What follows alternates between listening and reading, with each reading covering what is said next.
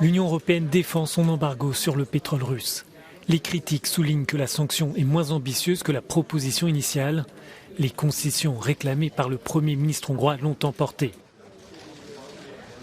L'interdiction ne concerne que les livraisons par voie maritime et laisse le robinet des oléoducs ouvert.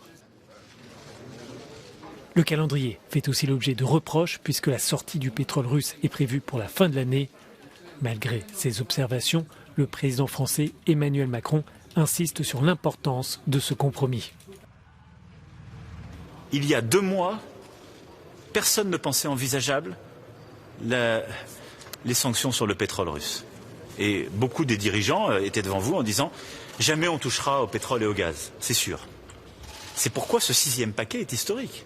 C'est que nous avons décidé, de manière très claire, de sanctionner dès maintenant et de sortir dans les meilleurs délais du pétrole russe. Et les mesures d'exemption, je ne vais pas rentrer dans la technique, mais qui ont été décidées, elles ont été pour les États qui sont très dépendants et dont les raffineries ne peuvent pas être converties trop vite et qui n'ont pas d'accès à la mer.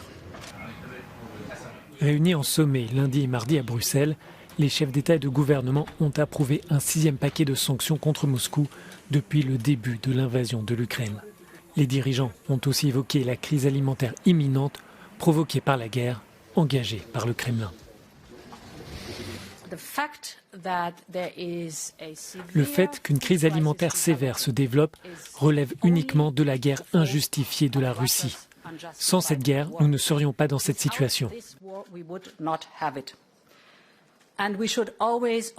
Et nous devons toujours répéter, encore et encore, que la Russie ne bloque pas seulement les exportations de blé ukrainien, elle bombarde délibérément les entrepôts où le blé est stocké. Le gaz russe est la dernière ressource énergétique qui échappe aux sanctions européennes. La question d'un nouveau train de sanctions n'est pas sur la table, mais les dirigeants devront peut-être s'interroger sur cette éventualité s'ils veulent frapper à nouveau le Kremlin.